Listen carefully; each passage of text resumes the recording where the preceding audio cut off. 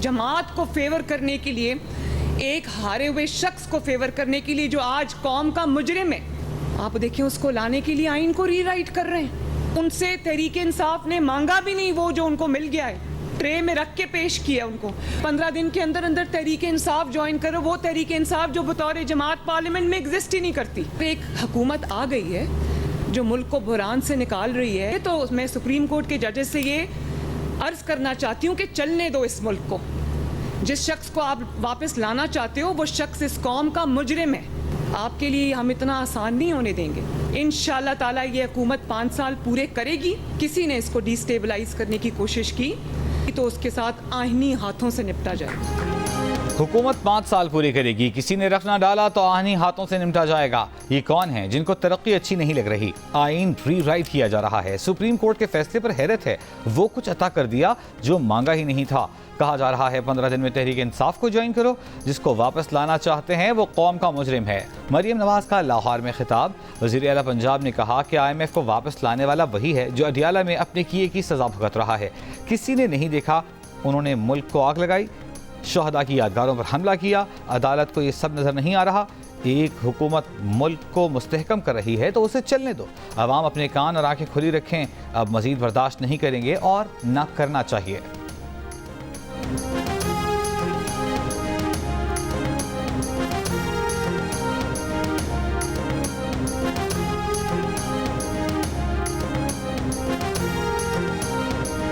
मेरी gut feeling है, कोई इन्फॉर्मेशन नहीं है, कोई इसके पीछे कोई मेरा आर्गूमेंट नहीं है। जो है ये मेल्ट डाउन होने वाला है, कोई ना कोई आईनी जो है मेल्ट डाउन होने वाला है। सूनर और later it is going to happen. एक कॉन्स्टिट्यूशन ब्रेकडाउन जो है ऑलरेडी आपको नजर आ रहा है। ये आइसोलेशन में इस मुल्क में बैठ के जो है अपनी मर्जी के फैसले जो है बजाय वो आईनी फैसले हों या अदलिया के फैसले हों, वो सियासी फैसले होने शुरू हो जाएं, तो कहाँ तक ये सिलसिला चलेगा? मुल्क में आईनी बहरान और आईनी ब्रेकडाउन का खतरा है। इक़्तिदार छिन जाने के बाद PTI पाकिस्तान के लिए खतरा बन गई। PTI को अमेरिका से इमदाद मिल रही है। सियासत तमाम इदारों में सराहियत कर चुकी है जिनमें अदलिया सरफहरिस्त है। वज़ीर दिफा ख्वाजा आसिफ की जियो न्यूज़ के प्रोग्राम आज शाहजेब खानज़ादा के साथ में बातचीत। कहा अदलिया में सियासी ताल्लुक काम कर रहा है। अकेले अपनी मर्जी के सियासी फैसले शुरू हो जाएं तो ये कहाँ तक चलेगा? आईनी ब्रेकडाउन से उनकी क्या मुराद है? 2, 4, 10 दिन में पता चल जाएगा। फिच रिपोर्ट और अबूरी सेटअप की खबरों पर कहा कि ऐसे लोग हमेशा बैठे हुए होते हैं जो सोचते हैं कि किसी का गोडा गिट्टा जख्मी हो जाए तो हम जाकर बैठ जाएं। PTI पर पाबंदी का फैसला जल्दबाजी में हुआ। फैसला इत्तेहादियों की मुशावरत से किया जाएगा।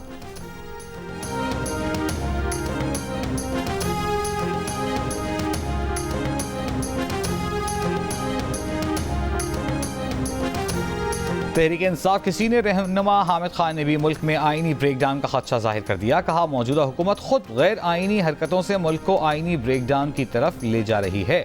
सुप्रीम कोर्ट के फैसलों पर अमल दरामद नहीं होता तो सारा आईनी निज़ाम तबाह हो जाता है। पहले भी इसी वज़ीर आज़म ने इंतखाबात से मुताल्लिक़ सुप्रीम कोर्ट के फैसले पर अमल नहीं किया था। जिन्स के प्रोग्राम आज शाहजेब खानज़ादा के साथ में गुफ्तगू करते हुए हामिद खान ने कहा कि सुप्रीम कोर्ट में एड हॉक जजों की तैनाती गलत और बदनीयती पर मबनी इक़दाम है। माजी में गलत फैसले करने के लिए एड हॉक जजों को इस्तेमाल किया गया। पाकिस्तान बार काउंसिल में कुछ लोग हैं जो इस्टेब्लिशमेंट की लाइन को लेकर आगे बढ़ रहे हैं। ये लोग वकीलों की नुमाइंदगी नहीं कर रहे।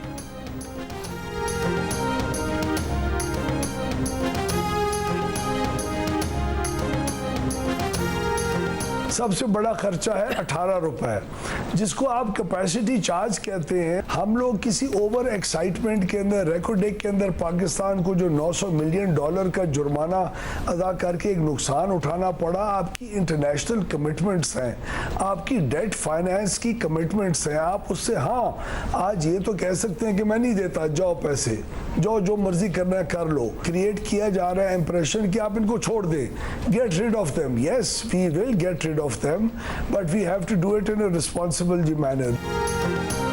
बिजली की कीमतों में सबसे बड़ा खर्चा 18 रुपये फी यूनिट कैपेसिटी चार्जेस का है। तवानाई सेक्टर के कर्जों का बोझ बिजली सार्फिन से लिया जा रहा है। वजीर तवानाई अवैस लगारी का एतराफ़। जियो पाकिस्तान में गुफ्तगू करते हुए कहा कि अगर इन प्लांट्स को चलाएंगे तो वो तेल का खर्चा लगाकर आपसे पैसे लेंगे, नहीं चलाएंगे तो भी प्लांट्स की मद में सरमाया लगाने और मुनाफे के पैसे आपसे लेंगे। अवैस लगारी कहते हैं कि तवानाई सेक्टर में इस्लाहात लाई जा रही हैं। जनवरी में बिजली की कीमत में 3 से 5% कमी आना शुरू हो जाएगी। अगले 2 से 3 साल में ट्राइबल एरिया और बलूचिस्तान के अलावा दीगर तमाम डिस्ट्रीब्यूशन कंपनीज को निजी सेक्टर को दे देंगे।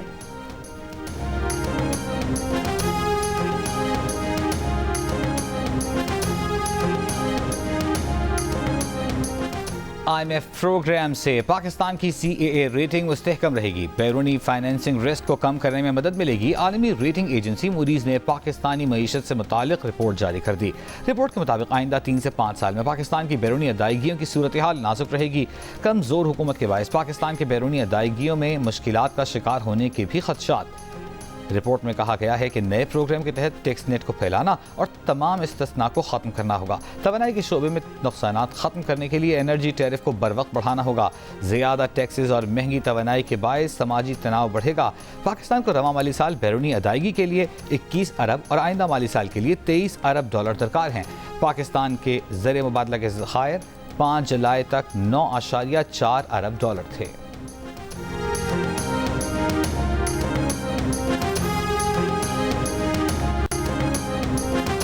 एडहॉक जज लगाने से मुतालिक जुडिशल कमीशन का इजलास आज होगा। चीफ जस्टिस पाकिस्तान जस्टिस काजी फैज़ ईसा सदारत करेंगे। जस्टिस रिटायर्ड मकबूल बाकिर ने ज़ाती वजूहात की बिना पर सुप्रीम कोर्ट का एडहॉक जज बनने से माजरत कर ली। जस्टिस रिटायर्ड मकबूल बाकिर का कहना है कि एडहॉक जज की तैनाती आईनी है। इस मामले पर होने वाली तनकीद बिला जवाज़ है। इससे पहले जस्टिस रिटायर्ड मुशीर आलम भी सुप्रीम कोर्ट का एडहॉक जज बनने से माजरत कर चुके हैं। साबिक जज जस्टिस रिटायर्ड मजहर आलम मियां खेल और जस्टिस रिटायर्ड सरदार तारिक मसूद ने रजामंदी जाहिर की है।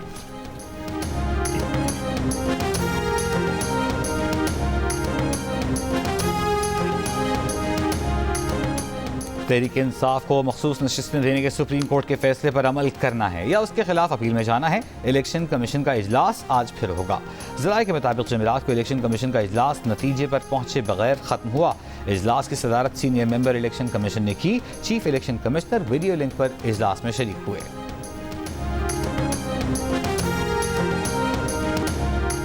तहरीक इंसाफ ने 38 आज़ाद अरकान कौमी असम्बली की फहरिस्त इलेक्शन कमीशन में जमा करा दी। अरकान असम्बली की फहरिस्त के साथ इजाफी दस्तावेज भी मुंसलिक। 3 आज़ाद अरकान के बयान हल्फी अब तक जमा नहीं कराए गए। साहबजादा महबूब सुल्तान, मुबीन आरिफ और रियासत आना बैरून मुल्क हैं। चित्राल में लैंडस्लाइडिंग और बारिश के बायस सड़कें बंद, शहरियों को मुश्किलात का सामना। बलूचिस्तान में कोहे सुलेमान पर बारिश, ऊंचे दर्जे की सैलाबी सूरत हाल। धानासर में तेज़ बारिश के बाद 2 मुकामात पर लैंडस्लाइडिंग। N50 कौमी शाहराह पर ट्रैफिक मुअत्तल। पंजाब से कोयटा जाने वाली मुसाफिर बसें धानासर के मकाम पर फंस गईं। शीरानी की हुदूद में भी खैबर पख्तूनख्वा जाने वाली मुसाफिर गाड़ियाँ फंस गईं। ट्रैफिक में फंसी गाड़ियाँ लैंडस्लाइडिंग की जिद में आने का खदशा। सिंध और बलूचिस्तान के मुख्तलिफ शहरों में रात गए बारिश। हैदराबाद, मटियारी, टंडोअलायार, मातली, हाला, न्यू सईदाबाद, भिट शाह, सांगड़, टंडो आदम और शहदादपुर समेत मुख्तलिफ इलाकों में बारिश के बाद नशेबी इलाके ज़ेर-ए-आब। सड़कों पर पानी जमा। रिहाड़ी में बेशतर बाजारों और कब्रिस्तान में भी पानी जमा हो गया। सिंध और बलूचिस्तान के कई शहर गर्मी की लपेट में। आज सबसे ज्यादा दर्जा हरारत सिब्बी में 47 डिग्री सेंटीग्रेड रिकॉर्ड किया गया। दादू 45, नौकुंडी 44, नवाबशाह 42, बीजी खान 41, मिठी 40, पेशावर 33, इस्लामाबाद और कराची में दर्जा हरारत 32 डिग्री सेंटीग्रेड रिकॉर्ड किया गया। कराची के मुतदिल मौसम की जामिन समंदरी हवाएं जुज़वी तौर पर बहाल हो गईं। गर्म मौसम की शिद्दत में कुछ कमी। महकमा मौसमियात के मुताबिक आज कराची के मज़ाफ़ात में हल्की बारिश और बूंदाबांदी हो सकती है।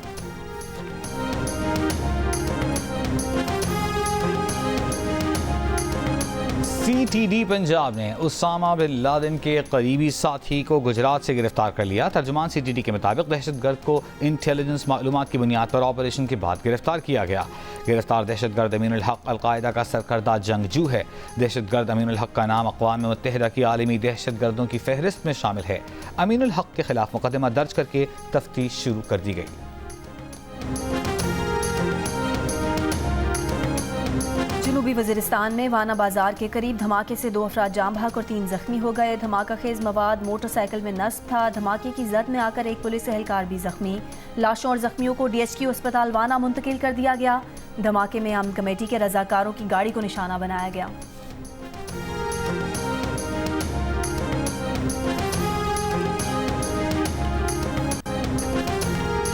इस्लामाबाद हाई कोर्ट का थाना संगजानी की हुदूद से लापता शहरी समील्ला को 3 दिन में बाजियाब कराने का हुक्म। जस्टिस मोहसिन अख्तर कियानी ने रिमार्क्स दिए कि 3 दिन देते हैं, बंदा नहीं आया तो आईजी के खिलाफ पर्चा दर्ज करने का हुक्म देंगे। 11 दिन में कुछ नहीं हुआ तो आगे भी नहीं होगा। अगर किसी शख्स किसी केस में मतलूब है तो उसको गिरफ्तार करें, FIR दर्ज करें। आपने वर्दी पहनी हुई है, उसका एहतराम करें और अपना काम करें। वजारत दिफा का इसमें कोई काम नहीं, जिम्मेदार पुलिस है। शहर के अमन अमान और हिफाजत की जिम्मेदारी IG की है। ना ही बंदे को लापता करने वाली गाड़ी का सुराग लगाया गया। जो अपना काम नहीं कर सकते वो जाएं अपने घर। अदालत ने केस की समाअत 22 जुलाई तक मुलतवी करके केस दूसरे बेंच को भेज दिया।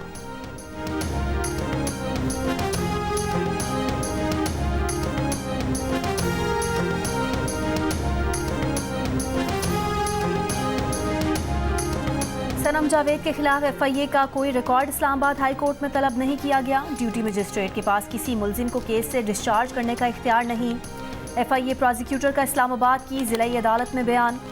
सनम जावेद को केस से डिस्चार्ज करने के फैसले के खिलाफ अपील पर 23 जुलाई को दलाइल तलब।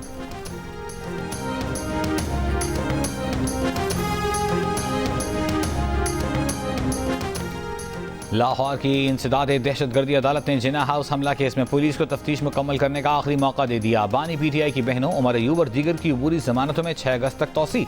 पुलिस ने जिना हाउस केस का नामुकम्मल रिकॉर्ड अदालत में पेश किया। तफ्तीश मुकम्मल करने के लिए मोहलत की इस्तदा। ATC जज ने कहा कि 13 माह से अबूरी जमानतें चल रही हैं, कितनी मोहलत चाहिए। अदालत का तमाम मुल्जिमान को शामिल तफ्तीश होने का हुक्म।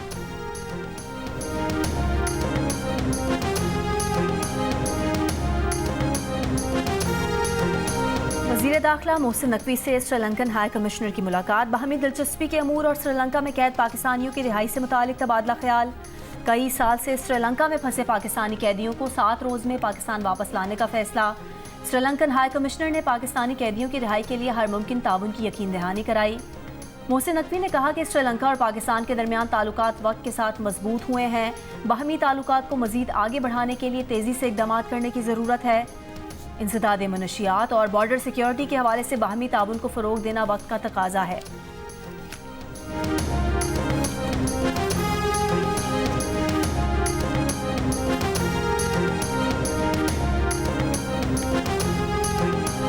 पंजाब की सीनियर वजीर मरियम औरंगजेब की ज़ेर सदारत इजलास पंजाब सोशल इकनॉमिक रजिस्ट्री पर पेशरफ्त का जायजा लिया गया। मरियम औरंगजेब ने कहा कि पंजाब भर में 5000 रजिस्ट्रेशन सेंटर कायम किए गए हैं। रजिस्टर होकर हिम्मत कार्ड, किसान कार्ड, लैपटॉप और स्कॉलरशिप प्रोग्राम बआसानी हासिल किया जा सकता है। वज़ीर आला पंजाब जल्द पंजाब सोशल इकनॉमिक रजिस्ट्री का इफ्तिताह करेंगी। कराची के इलाके फेडरल बी एरिया में वाटर पंप पुल पर फायरिंग से पुलिस एहलकार जख्मी। मुल्जिमान जख्मी पुलिस एहलकार का सरकारी असलहा लेकर फरार हो गए। SSP सेंट्रल के मुताबिक एहलकार ड्यूटी खत्म करके समनाबाद थाने में असलहा जमा करवाने जा रहा था। वाक़े की जगह से 30 बोर पिस्तौल की गोलियों के 3 खौल मिले हैं। वाक़या टारगेट किलिंग की कोशिश है या डकैती में मुज़ाहमत, तहकीकात जारी। गाज़ा पर इसराइली हमले जारी। नसायरात कैंप में इसराइली फ़ौज ने घर धमाके से उड़ा दिया। इसराइली हमले में बच्चों समेत 5 फ़लस्तीनी शहीद। अलबरीश कैंप में भी इसराइली फ़ौज की बमबारी से 5 फ़लस्तीनी शहीद हो गए। अक़वाम मुत्तहिदा के इमदादी इदारे बराए फ़लस्तीन UNRWA के ज़ेरे इंतज़ाम चलने वाले स्कूल पर भी इसराइली हमला, 2 फ़लस्तीनी शहीद। इसराइली फ़ौज बेघर फ़लस्तीनियों को पनाह देने वाले UNRWA के अब तक 9 इदारों को निशाना बना चुकी है।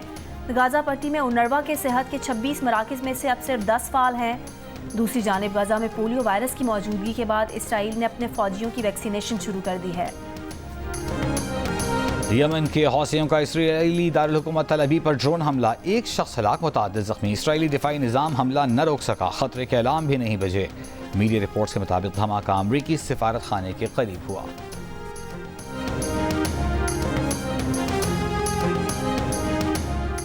बांग्लादेश में सरकारी मुलाजमतों में कोटा सिस्टम के खिलाफ एहतजाज जारी। गुज़िश्ता रोज़ मुजाहिरों में अमवात की तादाद 32 हो गई। दारुल हुकूमत ढाका की मरकजी मस्जिद के बाहर आज भी मुजाहिरों की कॉल है। गुज़िश्ता रोज़ सरकारी TV की इमारत को आग लगाने के वाक़े के बाद आज न्यूज़ चैनल्स और सरकारी TV ऑफ एयर हैं, जबकि मोबाइल फ़ोन और इंटरनेट सर्विस मुअत्तल हैं। बांग्लादेश में कोटा सिस्टम के खिलाफ जारी मुजाहिरों में अमवात की तादाद 39 हो चुकी है। हुकूमत मुजाहिरीन से बातचीत करने का ऐलान कर चुकी है। इंसानी हुकूक के इदारों, अक़वाम मुत्तहिदा और अमरीका ने बांग्लादेश में पुरअमन एहतजाज के हक़ पर जोर दिया है।